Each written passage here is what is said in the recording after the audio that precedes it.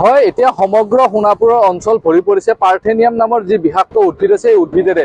আমি 37 নং ৰাষ্ট্ৰীয় ঘাইপথৰ যি ডিভাইডাৰ আছে সেই ডিভাইডাৰসমূহত গছপুলি ৰোপণ কৰিছে চৰকাৰে, কিন্তু সেই গছপুলিক ৰক্ষণাবেক্ষণ দিবলৈ কোনো ধৰণৰ চিন্তা চৰ্চা নাই। কিন্তু সেই গছপুলিৰ চাৰিওপাশে এতিয়া পাৰ্থেনিয়াম উদ্ভিদেৰে ভৰি পৰিছে। আৰু এই পাৰ্থেনিয়াম উদ্ভিদ কিমান বিষাক্ত সেই বিষাক্ত হয়তো আমি গুগল চাৰ্চ কৰিলে গম পাম, কাৰণ এই পাৰ্থেনিয়াম উদ্ভিদৰ পৰা স্কিনৰ বেমাৰৰ লগতে উশাহ নিশাহৰ প্ৰব্লেম হ'ব পাৰে মানুহৰ।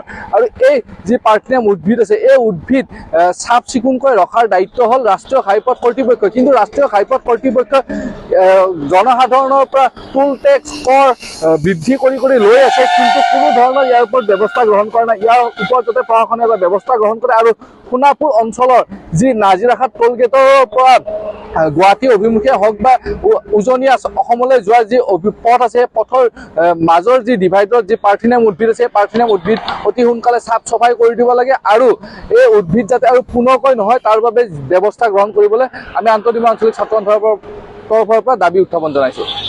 হয় এতিয়া সমগ্ৰ সোণাপুৰৰ অঞ্চল ভৰি পৰিছে পাৰ্থেনিয়াম নামৰ যি বিষাক্ত উদ্ভিদ আছে এই উদ্ভিদেৰে।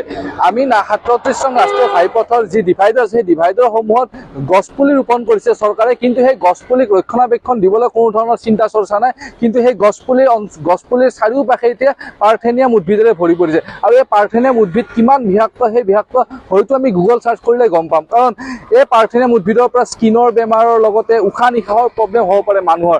আৰু এই যি পাৰ্থেনিয়াম উদ্ভিদ আছে এই উদ্ভিদ চাফ চিকুণকৈ ৰখাৰ দায়িত্ব হ'ল ৰাষ্ট্ৰীয় ঘাইপথ কৰ্তৃপক্ষ। কিন্তু ৰাষ্ট্ৰীয় ঘাইপথ কৰ্তৃপক্ষ জনসাধাৰণৰ পৰা টুল টেক্স কৰ বৃদ্ধি কৰি লৈ আছে, কিন্তু কোনো ধৰণৰ ইয়াৰ ওপৰত ব্যৱস্থা গ্ৰহণ কৰা নাই। ইয়াৰ ওপৰত যাতে প্ৰশাসনে এটা ব্যৱস্থা গ্ৰহণ কৰে আৰু সোণাপুৰ অঞ্চলৰ যি নাজিৰাখাট টোল গেটৰ পৰা গুৱাহাটী অভিমুখে হওক বা উজনি অসমলৈ যোৱা যি পথ আছে সেই পথৰ মাজৰ যি ডিভাইডত যি পাৰ্থেনিয়াম উদ্ভিদ আছে সেই পাৰ্থেনিয়াম উদ্ভিদ অতি সোনকালে চাফ চাফাই কৰি দিব লাগে আৰু এই উদ্ভিদ যাতে আৰু পুনৰকৈ নহয় তাৰ বাবে ব্যৱস্থা গ্ৰহণ কৰিবলৈ আমি আন্তঃসীমা আঞ্চলিক ছাত্ৰ সন্থাৰ তৰফৰ পৰা দাবী উত্থাপন জনাইছোঁ। হয় এতিয়া সমগ্ৰ সোণাপুৰৰ অঞ্চল ভৰি পৰিছে পাৰ্থেনিয়াম নামৰ যি বিষাক্ত উদ্ভিদ আছে এই উদ্ভিদেৰে।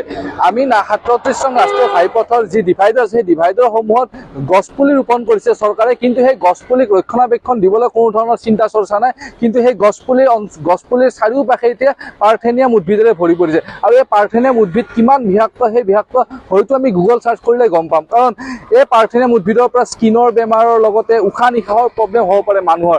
আৰু এই যি পাৰ্থেনিয়াম উদ্ভিদ আছে এই উদ্ভিদ চাফ চিকুণকৈ ৰখাৰ দায়িত্ব হ'ল ৰাষ্ট্ৰীয় ঘাইপথ কৰ্তৃপক্ষ। কিন্তু ৰাষ্ট্ৰীয় ঘাইপথ কৰ্তৃপক্ষ জনসাধাৰণৰ পৰা টুল টেক্স কৰ বৃদ্ধি কৰি লৈ আছে, কিন্তু কোনো ধৰণৰ ইয়াৰ ওপৰত ব্যৱস্থা গ্ৰহণ কৰা নাই। ইয়াৰ ওপৰত যাতে প্ৰশাসনে এটা ব্যৱস্থা গ্ৰহণ কৰে আৰু সোণাপুৰ অঞ্চলৰ যি নাজিৰাখাট টোল গেটৰ পৰা গুৱাহাটী অভিমুখে হওক বা উজনি অসমলৈ যোৱা যি পথ আছে সেই পথৰ মাজৰ যি ডিভাইডত যি পাৰ্থেনিয়াম উদ্ভিদ আছে সেই পাৰ্থেনিয়াম উদ্ভিদ অতি সোনকালে চাফ চাফাই কৰি দিব লাগে আৰু এই উদ্ভিদ যাতে আৰু পুনৰকৈ নহয় তাৰ বাবে ব্যৱস্থা গ্ৰহণ কৰিবলৈ আমি আন্তঃসীমা আঞ্চলিক ছাত্ৰ সন্থাৰ তৰফৰ পৰা দাবী উত্থাপন জনাইছোঁ।